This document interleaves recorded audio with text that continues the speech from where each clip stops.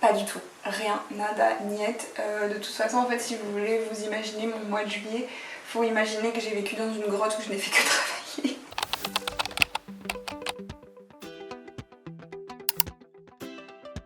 Hello, je vous souhaite la bienvenue dans cette nouvelle vidéo dans laquelle on va faire ensemble le bilan sur le mois de juillet 2024. Donc si c'est la première vidéo que vous regardez sur ma chaîne, enchantée, moi c'est Amélie, je suis graphiste indépendante au Pays Basque depuis 2020. J'ai créé cette chaîne YouTube il y a un petit peu plus d'un an pour partager mon quotidien de graphiste en freelance et du coup je fais régulièrement des bilans de fin de mois pour documenter l'avancée de mon entreprise, les projets que j'ai en cours, mes objectifs, etc. etc.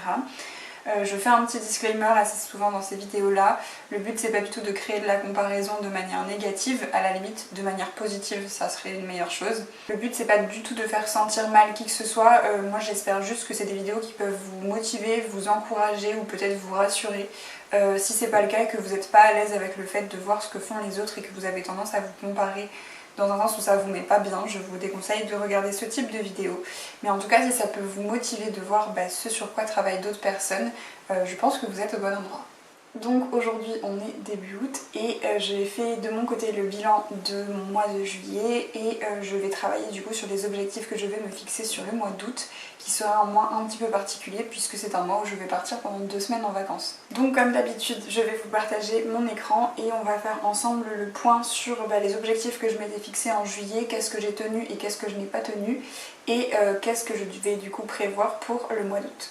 Donc je trouve personnellement que mes bilans avaient tendance à être un petit peu longs jusqu'à présent, donc j'ai essayé de revoir un petit peu la manière dont je le faisais pour que ce soit plus rapide et surtout pour éviter de dire des informations deux fois. Donc on va commencer tout de suite avec les objectifs que je m'étais fixés pour le mois de juillet et on va passer en revue ceux que j'ai accomplis et ceux que je n'ai pas du tout accomplis.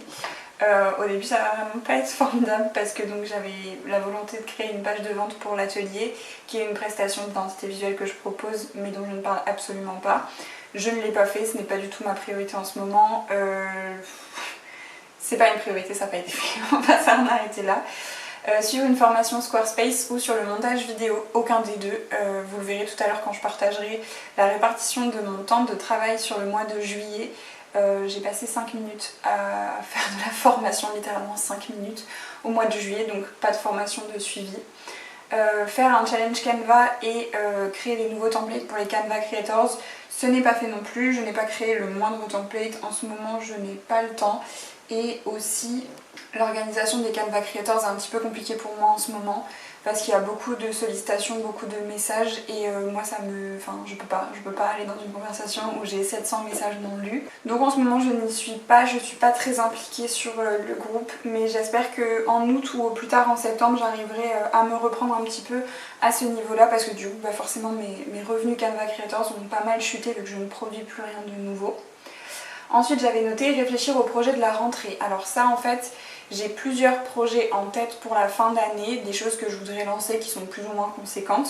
Je voulais réfléchir à comment ça allait pouvoir s'articuler, sur quoi est-ce que je vais travailler, à quelle période de la fin d'année, etc. pour m'assurer que je m'en mets pas trop à la fois, que je prévois pas de faire trop de choses, etc. quitte à repousser des choses en 2025. Mais donc voilà, je voulais réfléchir à ça, ça c'est fait.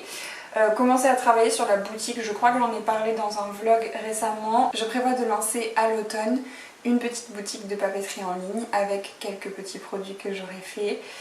Donc voilà, c'est un projet qui va me prendre un petit peu de temps, sur lequel j'essaie de ne pas me mettre trop de pression parce que c'est vraiment un projet passion dans le sens où c'est quelque chose que j'ai très envie de faire mais dont j'ai pas réellement besoin. C'est plus une envie qu'un besoin.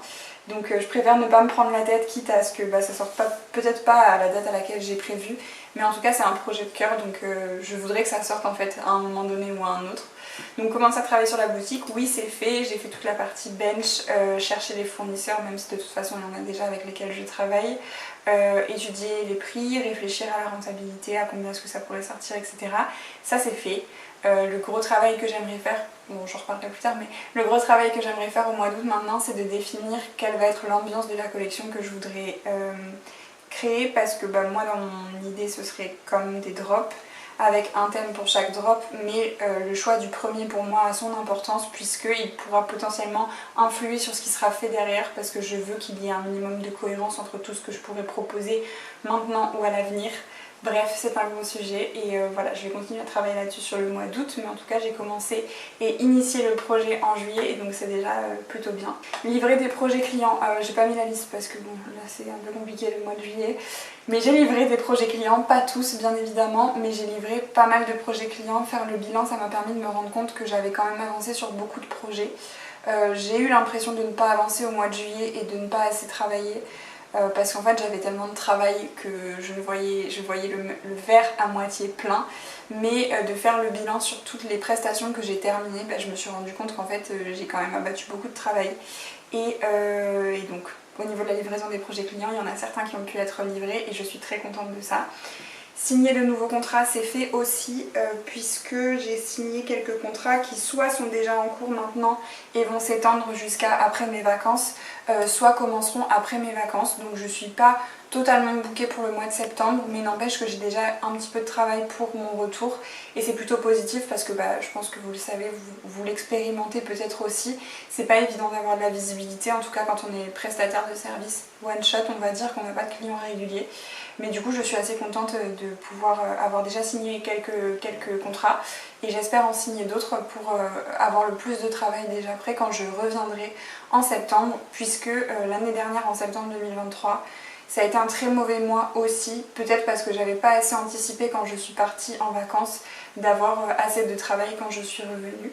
Assurer la formation du Design Summer Camp. Alors ça, si vous n'avez pas suivi, j'ai lancé début juillet une formation, enfin un accompagnement, j'aime pas le terme formation, un accompagnement pour les jeunes graphistes, les graphistes qui sont déjà lancés ou qui souhaitent se lancer, pour les aider à vivre de leur activité. Donc c'était du 1er juillet jusqu'au 9 août, aujourd'hui on est le 3 août et donc c'est assuré en tout cas pour le mois de juillet. Il me reste encore quelques semaines de contenu à leur préparer, des bonus à leur préparer et quelques petites choses, mais globalement je pense que j'ai fait le plus gros et le plus dur. Même chose, ça a été très éprouvant de travailler là-dessus, ça m'a pris énormément de temps et je pensais pas que j'aurais autant de travail client à gérer en plus du Design Summer Camp. Donc ça a été sportif, mais en tout cas je pense que j'ai tenu mon engagement pour le mois de juillet et maintenant il me reste à le tenir pour le mois d'août. Assurer ma production de contenu habituel. Le terme habituel n'est pas vraiment juste parce que j'ai assuré ma production de contenu mais pas mon rythme de croisière on va dire. J'ai choisi de lever le pied parce que je me rends compte aussi que j'ai pas forcément besoin d'avoir une production de contenu trop intensive on va dire. Par exemple sur LinkedIn, si je poste 3 posts par semaine ou 2 posts par semaine, en soi c'est déjà bien, ça me permet de rester sur la plateforme, de rester dans les esprits, mais ça m'évite en fait de tomber dans le trop mais moins qualitatif. Donc voilà, j'ai un petit peu ralenti le rythme sur LinkedIn. Sur YouTube au contraire j'ai repris, mais en soi c'est juste mon rythme normal, à essayer de faire 2 vidéos par semaine quand j'y arrive, et sinon au moins une vidéo par semaine, donc ça c'est à peu près habituel. Et après sur les autres réseaux sociaux j'ai été pas mal active sur Instagram, donc ça c'est cool, et du coup j'ai vu les résultats sur la croissance de mon compte et sur l'engagement de mon compte. D'ailleurs j'ai signé un contrat avec un très gros compte Instagram grâce à un Reels, et ça c'est chouette parce que ça faisait très longtemps que je ne signais plus de contrat grâce à Instagram. Donc ça c'est bon aussi. Et après par contre reprendre les routines, donc les routines que j'ai l'habitude de prendre, et ce que j'ai écrit wellness, c'est tout ce qui est étirement, boire plus d'eau, lire, dessiner, etc. Pas du tout, rien, nada, niet. De toute façon en fait si vous voulez vous imaginer mon mois de juillet, faut imaginer que j'ai vécu dans une grotte où je n'ai fait que travailler. On n'est pas très loin de la vérité en disant ça. Donc pas du tout pour les routines, etc. J'espère qu'au mois d'août je vais y arriver, mais sincèrement je me vois faire et on est un peu mal engagé. Voilà, pas assuré. Et par contre ça en fait c'est un doublon, organiser les projets de la rentrée, les lancements et réfléchir à de nouveaux projets. En fait c'est déjà ce que j'ai coché ici, donc celui-ci, tac, je vais l'enlever. Au niveau des apprentissages, je sais que j'en avais noté quand j'ai fait mon bilan, alors qu'est-ce que j'avais noté ?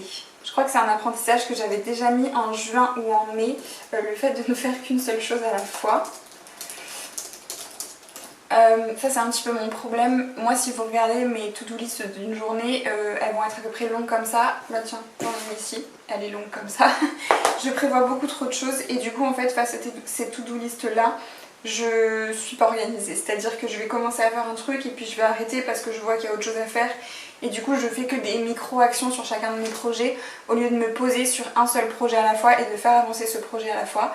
Je l'ai fait là récemment parce que j'avais du retard entre guillemets, ou en tout cas des deadlines à tenir pour certains projets, et je me rends compte que quand je me bloque une demi-journée pour travailler sur un seul projet, je le boucle en fait. Si je m'accorde 2 heures ou 3 heures pour avancer sur un projet, à la fin, si j'arrive à travailler en continu pendant 2 ou 3 heures sur un projet, je le fais vraiment énormément avancer par rapport à là où je fais des sauts de puce, 20 minutes par-ci, 20 minutes par-là, etc. Ça ne fonctionne pas. Il faut vraiment que je m'en défasse et que j'arrête de vouloir faire rentrer trop de choses dans une journée. Il vaut mieux que je me concentre une seule fois sur une tâche plutôt que d'essayer de la faire 5 fois dans la semaine. Donc ça, c'est mon premier apprentissage. Je me souviens du deuxième. Le deuxième, c'est arrêter de laisser ma peur du manque, c'est comme ça qu'on dit, la peur du manque, peur de manquer, guider mes choix. Je m'explique, en fait moi j'ai très peur de manquer d'argent, de manquer de clients, de manquer de quoi que ce soit. Et du coup ça implique que j'ai beaucoup de mal à dire non. C'est-à-dire que quand on vient me proposer un contrat, j'ai beaucoup de mal à dire non, pas maintenant, je ne suis pas disponible, j'ai déjà trop de travail, est-ce que vous pouvez attendre quelques semaines, parce que j'ai trop peur que les clients se disent ah bah non j'attends pas, je vais demander à quelqu'un d'autre, ou que en ce moment j'ai des demandes et que peut-être d'ici un mois et demi j'en ai plus du tout et que j'ai plus de travail. Je vis tout le temps dans cette peur-là et ça me fait prendre des mauvais choix, puisque du coup typiquement en juillet j'ai dit oui à beaucoup trop de projets alors que j'avais déjà trop de travail, et ça m'a mis dans une situation où j'avais forcément beaucoup d'efforts à produire pour assurer la production de ce que je devais faire pour mes clients. Donc voilà, ce que je veux dire par là, ne pas laisser ma peur du manque me guider. Il faut que j'apprenne à me dire que même si je dis non à des potentiels clients, peut-être qu'ils auront quand même envie de travailler avec moi même plus tard, et que de toute façon en fait il faut que je pense à moi avant de vouloir faire plaisir aux autres, et qu'il faut que j'apprenne à m'imposer et à poser mes propres limites.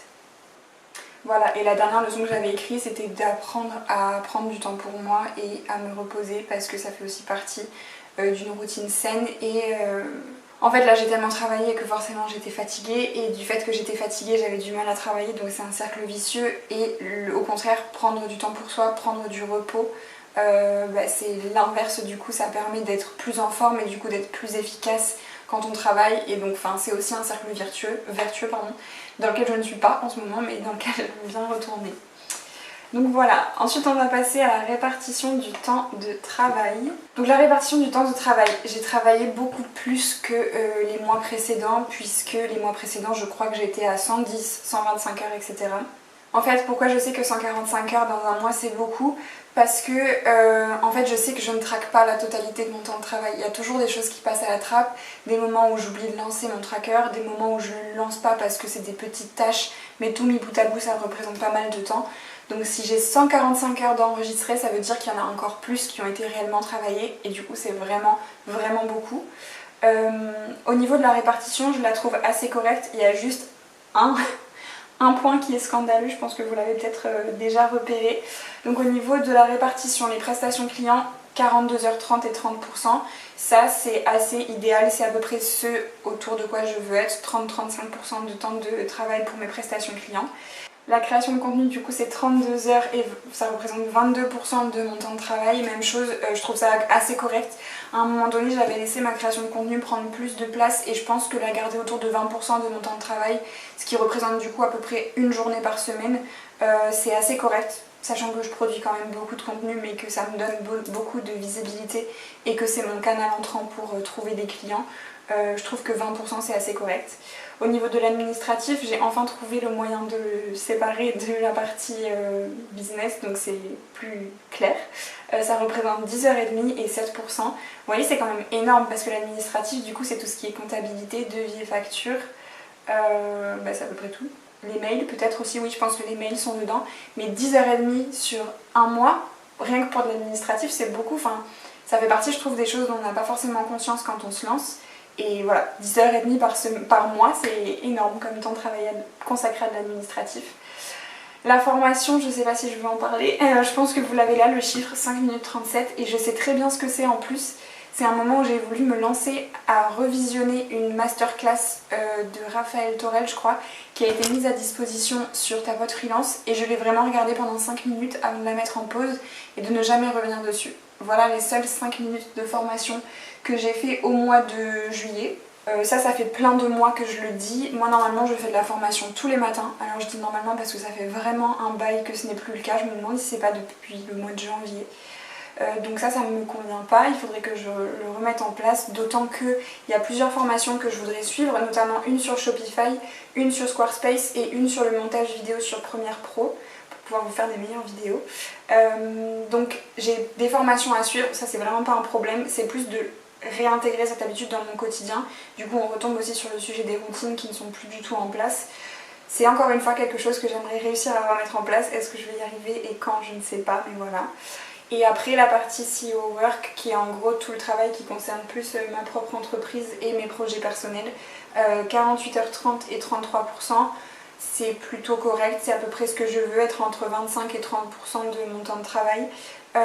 Sachant que en ce moment il y a quand même le Design Summer Camp qui rentre là-dedans et que ça me prend à peu près 10 heures par semaine le Design Summer Camp. Donc quand on met en parallèle, comment on dit, je sais pas. Il y a à peu près peut-être 40 heures dans la partie business qui sont dédiées au Design Summer Camp, donc c'est énorme et c'est aussi ce qui explique que ce chiffre est aussi élevé. Et j'ai aussi réussi à sortir la partie call, rendez-vous et visio de la partie business, on va dire, gestion d'entreprise. Et donc vous voyez, j'ai quand même passé 8h30 en rendez-vous ce mois-ci, sachant que j'ai vraiment le sentiment de ne pas avoir eu beaucoup de rendez-vous. Et ça c'est cool parce que pendant longtemps je disais trop oui au rendez-vous et ça me prenait trop de temps dans ma semaine, donc 8h30 sur tout un mois, je trouve que c'est assez correct. Ensuite du coup on passe sur la partie que j'ai appelée les KPI, donc les objectifs, enfin les points chiffrés que j'essaye de suivre. J'ai changé mon fusil d'épaule on va dire par rapport au fait de partager mon chiffre d'affaires suite à la lecture de commentaires sous une autre vidéo YouTube où j'ai vu des gens qui disaient que c'était plutôt motivant pour eux de voir les chiffres des autres et que ça créait pas forcément de comparaison négative. Donc moi en fait c'est aussi que personnellement j'essaye d'avoir une relation un peu plus saine à l'argent et je pense que ça vous l'entendez souvent, on dit qu'en France l'argent c'est tabou, que parler d'argent c'est une mauvaise chose, etc. Et moi j'essaye vraiment de me sortir de ça et de parler de manière la plus transparente possible d'argent, donc je vais essayer de partager maintenant le chiffre d'affaires que je fais tous les mois. Je le faisais aussi pas jusqu'à présent parce que j'avais trop peur que en ce moment mon chiffre d'affaires est bon, donc c'est facile de vous le partager, j'ai pas de souci avec ça. Mais imaginons demain je fais un mois où je fais 1300 € de chiffre d'affaires qui du coup ne me permet pas de vivre de mon activité, ce sera beaucoup plus compliqué pour moi de vous le partager. Mais en même temps, je prône la transparence, je prône le côté partager le bon et le mauvais de l'entrepreneuriat, donc en soi ça en fait partie aussi. Si demain je fais un mauvais chiffre d'affaires, je vous le partagerai et ça vous aidera à prendre conscience aussi de ce qui peut vraiment se passer dans le quotidien d'un entrepreneur. Donc ce mois-ci j'ai fait un chiffre d'affaires de 5 422 €, qui est mon record de chiffre d'affaires. Donc c'est cool. En même temps je pense que j'ai tellement travaillé que j'estime que c'est entre guillemets normal d'être bien payée pour tout le travail que j'ai fourni. Donc voilà, c'est mon nouveau record de chiffre d'affaires. Je suis très record parce que moi je fais du sport, donc en sport on a des records en athlète, donc en tout cas moi en athlète je cours après mes records et d'un point de vue professionnel je cours un peu moins après mes records de chiffre d'affaires, mais n'empêche que c'est chouette de me dire que c'est le meilleur mois que j'ai fait depuis que je suis lancée à mon compte. Et au niveau de la répartition, du coup je vous l'ai mis en détail, il y a 47,5% de ce chiffre d'affaires qui est lié à de la mise en page, sachant que j'ai touché la compte d'une prestation sur laquelle j'ai travaillé ces derniers mois. Donc en fait c'est un projet très long terme et c'est un très gros projet. J'avais pas été rémunérée jusqu'à présent, sachant que j'ai déjà fait pas mal de travail sur le projet. Donc en gros c'est une rémunération qui ne concerne pas que du travail que j'ai fait en mois de juillet, si vous voyez ce que je veux dire. C'est une rémunération qui court sur plusieurs mois, c'est juste que je l'ai touchée à ce moment-là, donc la partie mise en page est très grosse à cause de ça. Il y a 24% de mon chiffre d'affaires qui vient de la formation, donc des règlements qui étaient en plusieurs fois pour le Design Summer Camp. 17,5% qui sont liés à des prestations d'identité visuelle, 9% qui sont les revenus passifs que j'ai fait avec Canva Creators et 3% qui sont autres. Dans autres de mémoire, il y a une prestation qui n'est pas une prestation que je propose normalement, donc je ne l'ai pas rangée dans une catégorie. Et il y a aussi de petits revenus d'affiliation pour des plateformes avec lesquelles je travaille. Au niveau du coup de mes KPI d'abonnés, on va dire, j'ai pas mis LinkedIn. LinkedIn, je crois que mon objectif c'était de passer les 2300 abonnés, ou les 2200, je sais plus. Et en tout cas c'est fait, je crois que je suis à 2330 aujourd'hui. Donc va falloir que je réfléchisse à mes objectifs pour le mois d'août, mais en tout cas l'objectif du mois de juillet est atteint. Sur Instagram, mes objectifs étaient très bas, je crois que c'était 1875 abonnés que j'avais déjà dépassé mi-juillet. En même temps j'ai posté beaucoup plus, j'ai posté je crois 8 posts en juillet, ce qui n'est pas arrivé depuis vraiment très longtemps. Petite coupure, plus de batterie, du coup oui je disais j'étais à 1943 abonnés à la fin du mois de juillet. Sur YouTube mon objectif c'était 1500 abonnés à la fin du mois de juillet et j'étais à 1503, donc c'est passé de justesse. Heureusement que j'ai repris un petit peu à publier parce que sinon ça serait jamais passé. Sur YouTube en ce moment j'ai beaucoup de retard parce que j'ai pas monté, j'ai pas pu faire de montage pendant pas mal de temps. J'avais aussi un peu pas envie si je suis très honnête. Et c'est compliqué de repartir. Alors je sais pas si c'est parce que c'est les vacances, je sais pas si c'est parce que mon contenu est moins bon qu'avant, s'il plaît moins, mais les statistiques sur YouTube en ce moment sont pas très bonnes. Alors après je sais pour avoir regardé les vidéos de beaucoup d'autres créateurs que il faut pas s'arrêter à ça, etc. Mais c'est quand même assez difficile quand vous travaillez et que vous n'êtes pas entre guillemets récompensé au moins par les statistiques. Bref, voilà, mais en tout cas le nombre d'abonnés est atteint, mais les performances on va dire des vidéos ne sont quand même pas excellentes. Et au niveau de ma liste d'abonnés à la newsletter, mon objectif c'était de 335 et j'étais à 333, donc ce n'est pas tout à fait atteint et ce n'est pas très grave. La newsletter c'est plus un projet, pas loisir, mais un projet que je fais parce que j'aime ça, parce que j'aime écrire et que j'ai envie de partager et de connecter. Mais sincèrement, il n'y a pas réellement d'objectif business, on va dire, derrière ça. Donc, c'est pas très grave. Je vais travailler la semaine prochaine sur l'envoi de ma prochaine newsletter, qui sera la 3e du coup. J'ai revu mon concept de newsletter en juin, que j'ai appelé du coup maintenant Vague à l'âme, et qui traite de sujets autour de la création, du voyage et de l'entrepreneuriat. Moi en tout cas c'est un support que je prends beaucoup de plaisir à rédiger et voilà, j'espère qu'il plaît aussi aux personnes à qui je l'envoie. Je pense que oui parce que j'ai très peu de désabonnements et en tout cas ouais, c'est un support que j'affectionne, qui grandit tranquillement à son rythme et pour lequel j'ai beaucoup moins d'attentes et d'exigences on va dire que sur d'autres canaux. Ok, et dernière chose du coup, je vais vous lister les objectifs que je me fixe pour le mois d'août et ce sur quoi j'aimerais travailler le mois prochain. Mon premier objectif, c'est bizarre que ce soit un objectif mais c'en est un quand même, c'est de prendre 2 semaines de vacances. Parce que croyez-moi, j'en ai bien besoin, mais dans la pratique je me connais aussi et je sais qu'il y a une des 2 semaines où je vais rester chez moi et profiter du Pays Basque et quand je vais être chez moi ça va être très compliqué de ne pas venir ici, de ne pas ouvrir mes mails, de ne pas prendre connaissance de ce qui se passe, des demandes que je vais recevoir, etc. Donc ça va être un vrai défi pour moi de réussir à couper pendant 2 semaines. À la base je voudrais aussi essayer de me couper des réseaux sociaux, mais je vais voir dans quelle mesure j'en ai besoin, comment est-ce que j'arrive et est-ce que j'essaye de le faire, etc. Donc je vais noter 2 semaines de vacances et couper les réseaux sociaux.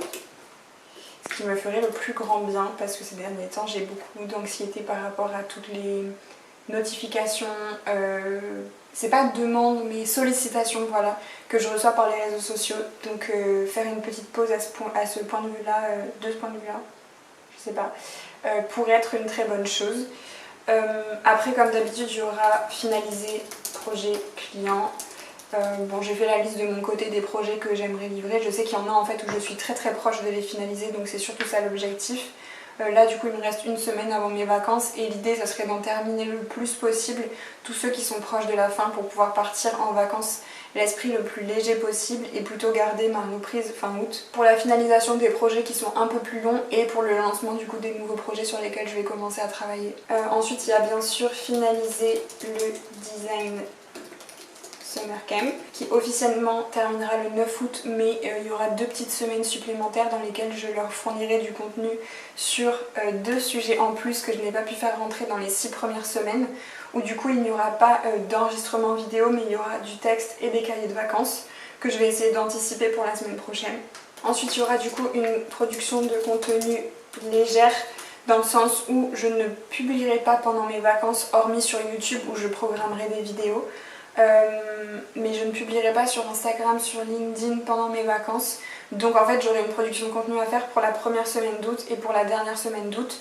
Donc en gros tous mes KPI entre guillemets de contenu à faire pour d'habitude vont être divisés par 2 puisqu'il n'y aura que 2 semaines à faire sur la totalité du mois. Ensuite j'ai aussi comme objectif de préparer les cours que je vais donner à l'IAE la semaine prochaine, le mois prochain, puisqu'ils seront au tout début du mois, ça sera le 4, 5, 6 septembre, ce qui veut dire qu'il faut vraiment que j'utilise la fin août et le début de septembre pour revoir mes cours, sachant que globalement je vais quand même reprendre ceux que j'ai donnés l'année dernière, mais il y a toujours des petites choses qui peuvent être revues et améliorées, donc il faudrait que j'utilise la fin du mois d'août et le début du mois de septembre pour être au clair sur ça.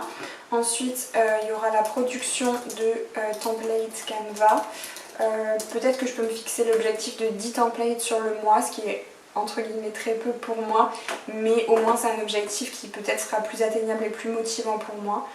L'idée là principalement c'est de me relancer là-dedans parce que j'ai vraiment le sentiment d'en être sortie de ce rythme là et il faut vraiment que je m'y remette parce que les revenus complémentaires Canva sont très intéressants et ça serait dommage que je m'en prive. Donc voilà, ensuite je voudrais mettre à jour mon portfolio.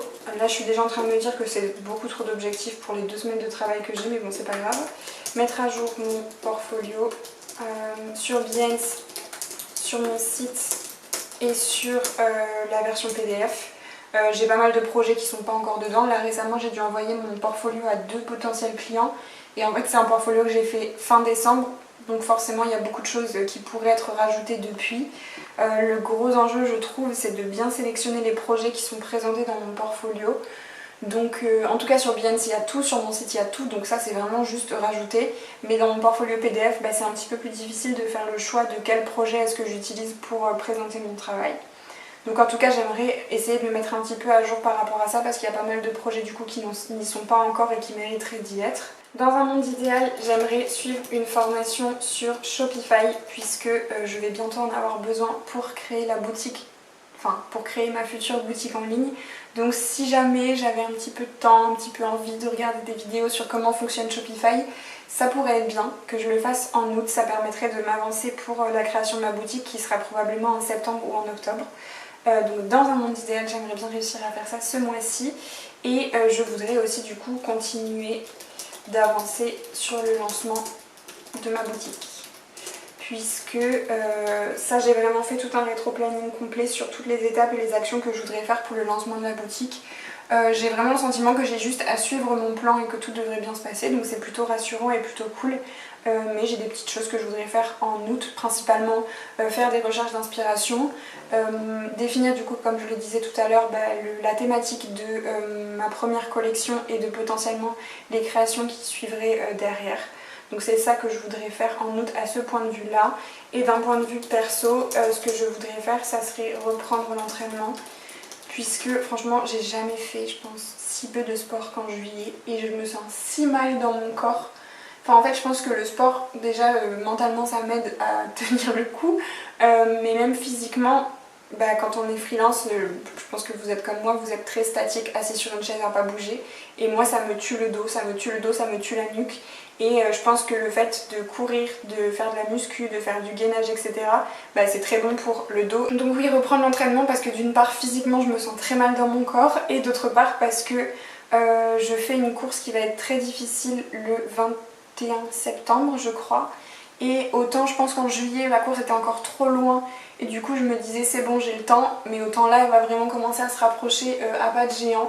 Donc j'aimerais bien me reprendre un petit peu plus sérieusement l'entraînement au mois d'août. C'est bon, j'ai fait ma coupure, je peux reprendre.